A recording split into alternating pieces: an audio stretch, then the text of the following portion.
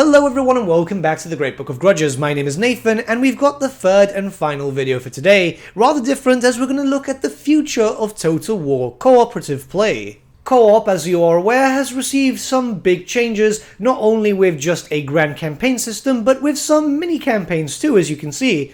At the launch of the game, you'll have access to 3 different games, that of the Realm of Chaos, Darkness and Disharmony, and Something Rotten in Kislev. This, in theory, should be a short video. As I progress through it, I'll be going over all the details and changes, but I will be showcasing how each of these mini-campaigns and the new cooperative work in their own individual streams on this channel, so don't you worry, I'll have some information in the pinned comment below. So with all that being said, let's look at all the specifics as there's a few changes. We're going to look at Darkness and Disharmony first, as this is focused in the available territories of Cathay. It's got up to 8 players maximum, and the idea is, well, very different to that of standard Total War games. There's a little bit of a setting here, as the Dragon Emperor and the Moon Empress are missing, so everyone is taking advantage of the situation. It seems that in the south, the Monkey King, who is not in the game by the way at the very moment, he's caused a bit of an uprising, and loads of different factions are now within the territories of Grand Cathay in an effort to topple the once mighty empire. So as you can see, the map itself is very focused around Grand Cathay, and there's different campaign details. Control settlements to earn victory points VP and win the game.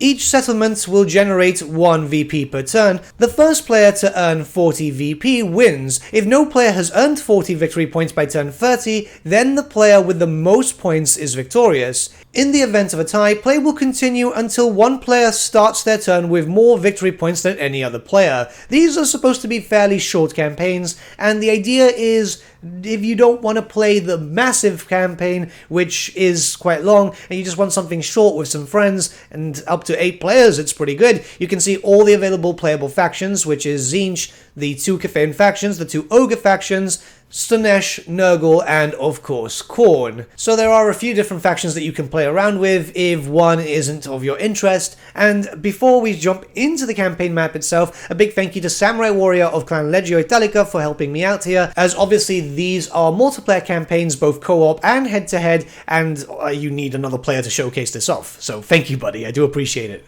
So as you can see, the map is centered around Grand Cathay. The rest of the map exists, and there are factions populating and so on, but the main focus is around here. There's loads of different minor factions, as you can see, and a lot of different things have been happening. Ogres even have their camps up and running already from the very beginning. There's loads of different enemies that you can fight. It's very heavily concentrated. The idea is to keep you fighting here, as the campaign is centered around Grand Cathay, but it's made much more hectic. You'll notice that you see a lot of factions which aren't generally here, and a lot more minor faction armies all over the place to make sure that you're constantly in battle. The idea is you only have 30 turns more or less, or 40 victory points to actually get this done, and it's very different, that's for sure. What makes this so radically different is your campaign start. You see, you'll be able to recruit a bunch of units from the very beginning, where normally you can only recruit around 2. Not only that, but you will notice that you've got access to some higher tier units, some big artillery pieces. I'm just showing the Grand Cathay stuff, some crane gunners and so on,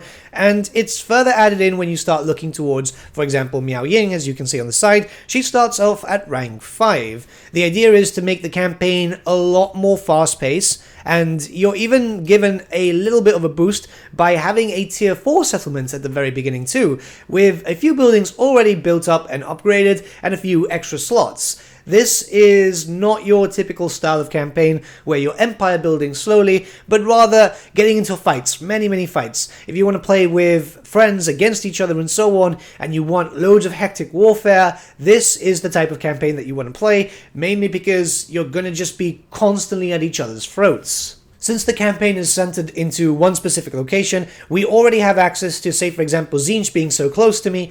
We've got Samurai Warrior, who is playing as another faction right close to me too. You are effectively surrounded at pretty much all sides depending on what faction you choose to play. You will notice there that the Ogres have a decently large camp too. They've got the 2 armies, well, the camp army and Greasus's army. There's a lot more to it, which I think is going to be nice if you decide to play with just 2 or 3 friends and just relax a little bit. The area is centered in such a way that nobody can get ahead of anyone else without the same expansion opportunities that everyone else has. Well, that's not entirely true. Tzeentch does have a little better option, so does Khorne, considering that a lot of cafes to the north. But obviously, if you focus around that areas, that means that you're putting your capital at risk, and you don't want to do that. Since you generally only have around 30 turns, to give us a bit of a better push, you also have access to 400% research rate, meaning that pretty much all your technology is one turn. You won't be able to get everything, as obviously there's more than 30 different techs here, but you can focus around some stuff which is suited around your playstyle. You'll be able to boost up your troops a bit more and so on, and you're going to need it, especially if you're going to be constantly fighting and you want to start dealing with other factions and so on.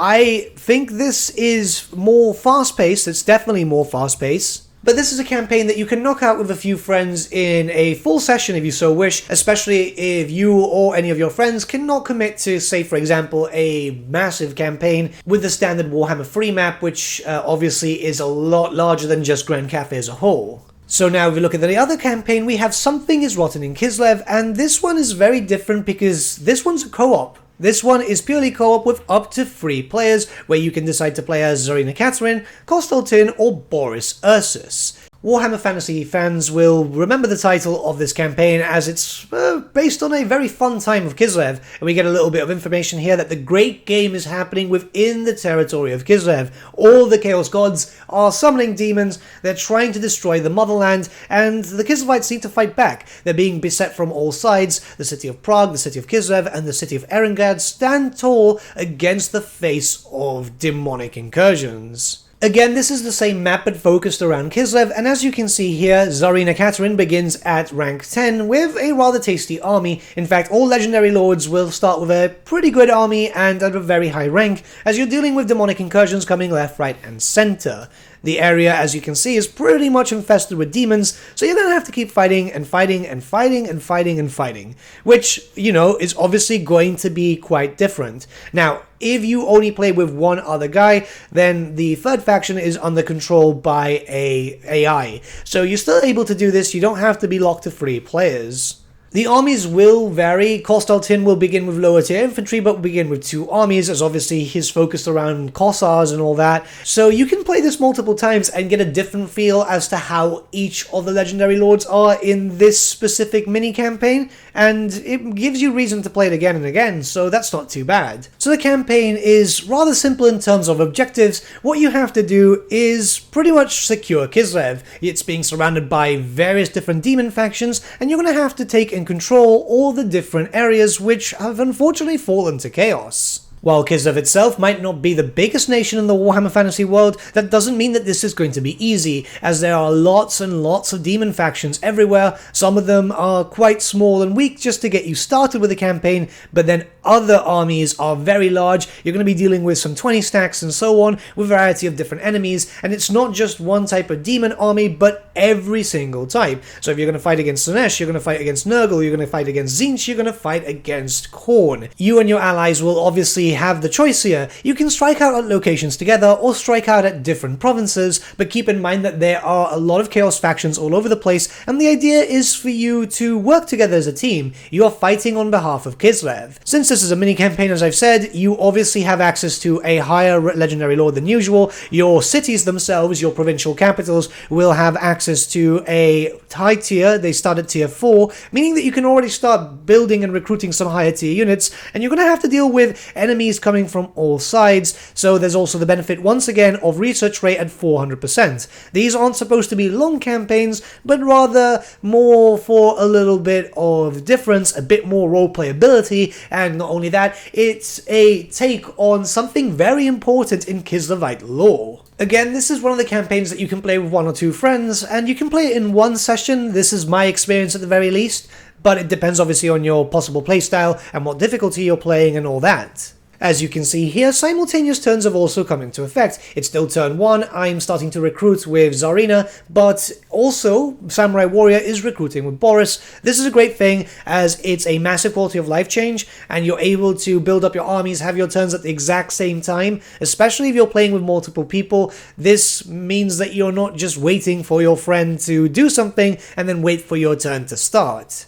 And obviously there is the standard campaign too, which can have up to 8 players. You can put them all in teams, you can have them as a free-for-all. It very much depends as to what you want to do. This will focus around the standard main campaign, meaning that you can go into the realms of chaos, you can play everything as it stands there. Having up to 8 players might sound like it's a bit much, but keep in mind that obviously simultaneous turns are a thing now, which means that everything is going to be a bit easier to deal with, and you're going to be able to do a lot more. Obviously this is a more traditional campaign, so you'll start off with everything as a normal single player style. So you're rank 1, you won't have a rank 4 settlement and so on, but there's a few extra changes here, specifically when you start looking towards, say for example, battles. You see, when you get into battles, even if you're playing against people, they can even join in. They can join in as your enemy, they can join as your ally, you can gift them troops, you can take troops back too if you so wish, which is a different quality of life change. It makes it a lot easier, especially if, say for example, there are a lot of players.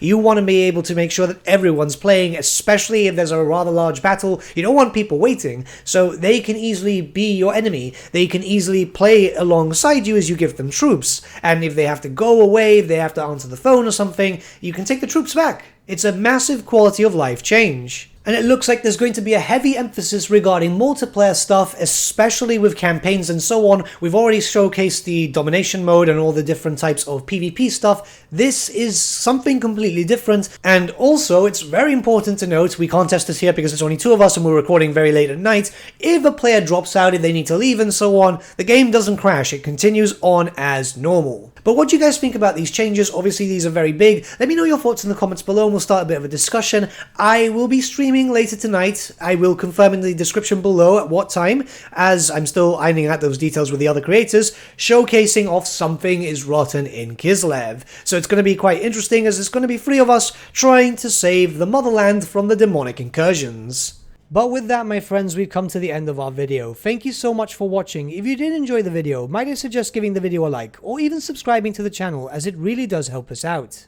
In the description section below are various links to different social media platforms such as Facebook, Instagram and Discord. Also in the description section is an affiliate link with Element Games where you could buy loads of hobby-based products, not just Warhammer, for 10 to 25% off. Making a purchase using that link and also our special code, which is also in the description, supports the channel at no extra cost to you, which we think is rather cool. A big thank you to our patrons. Your support means the world to us. It's amazing that people want to help a small channel like us grow and get to a higher level of content. A big thank you to Gibraltar LUSC, Ryan Bertsche, Andrew Prince and Okro for subscribing to us at our Fane level. You guys are super cool. And a big thank you to Edward Yule, VS Vasan, Aaron Whitman and Shaggy for subscribing to us at our King level. Honestly, we can't thank you all enough. And lastly, a big thank you to all of you for liking, sharing and commenting on these videos. Honestly, it's because of you guys that the channel's been growing at such a great pace lately, so we can't thank you all enough. But with that, my friends, thank you so much for watching once again, and we shall see you all again very, very soon.